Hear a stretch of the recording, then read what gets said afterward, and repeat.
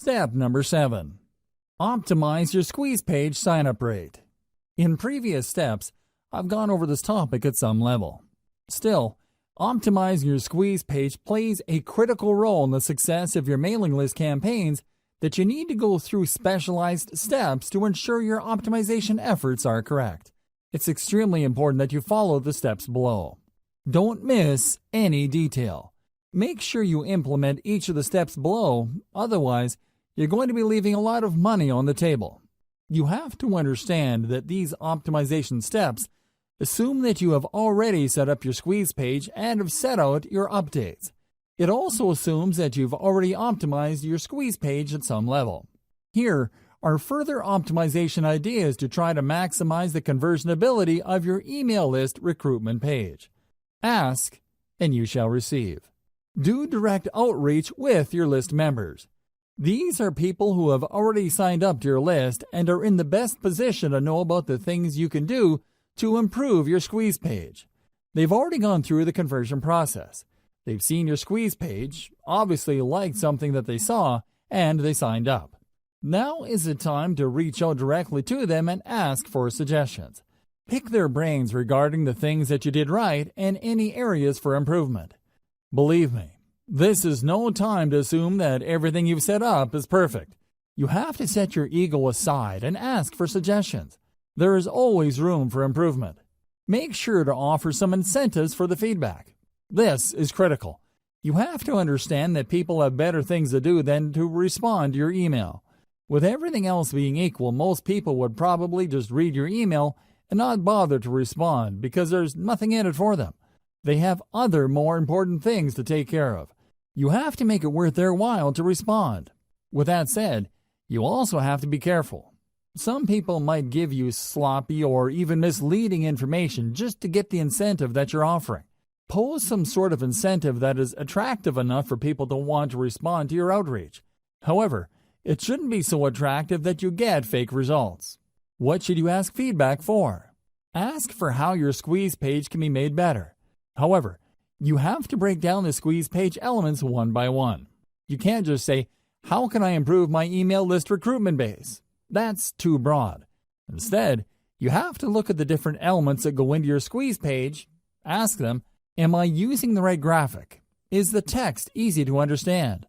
Is the value proposition behind the incentive I'm giving away very clear? Similarly, you should ask about the quality of the updates you're sending out.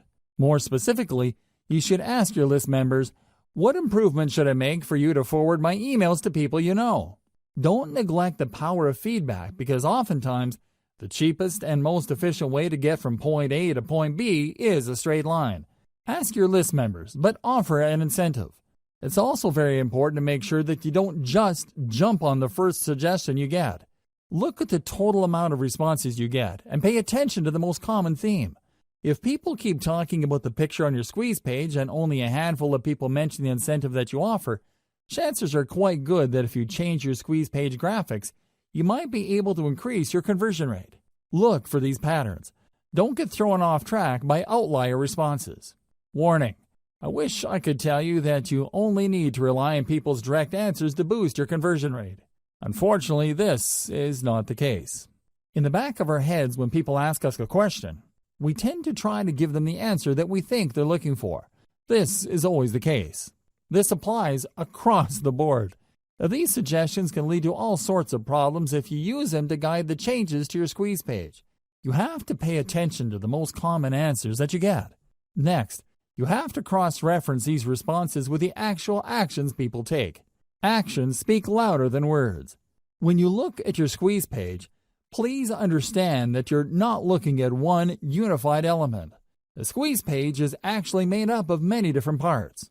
There is the picture of the incentive, the text offering the incentive, the font, the size of the font, the color, the layout, among others.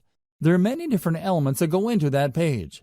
Change each element one at a time and pay attention to the conversion statistics. Make many different variations, and then test these variations against your traffic. You should quickly see that at least one variation has a higher conversion rate than others. The improvement might be fairly small. It might even be 1% or a couple of percentage points. That's okay. You need to isolate that variation and make more variations of it. Run traffic through all the variations and see if you can improve your conversion rate. Keep going through this process of making variations, testing with traffic, picking the winner, and making more variations until no further conversion rate improvement is possible. At this point, you should make variations of another element on your squeeze page. It's important to make sure that you change only one element at a time. For example, you can optimize the image of your squeeze page.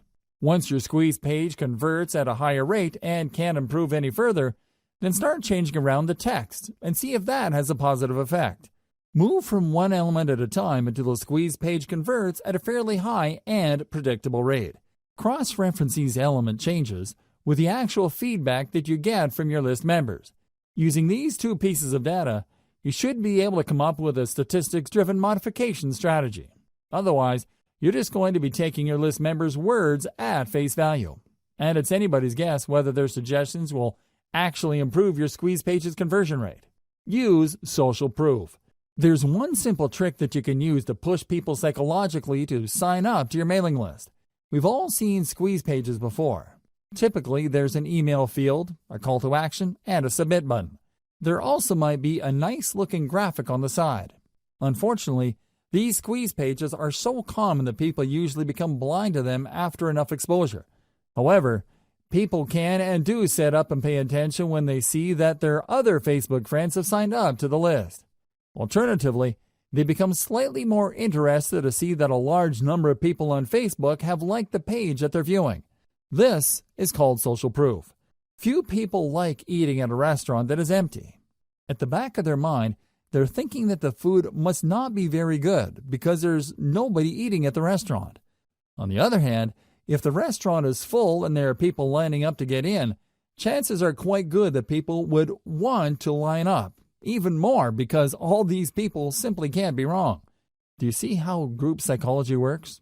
You can use that psychology of social proof to boost your squeeze page conversion rate by adding the developer code of the biggest brand in your niche to your squeeze page.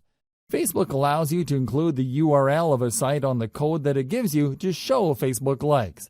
Embed that code onto your squeeze page to give the impression that a lot of people already like your squeeze page. In fact, this trick is so effective that it shows the viewer's friends' names along with the thousands of other people who have liked that page. Piggyback on this social pool and give the viewer the push he or she needs to sign up to your list.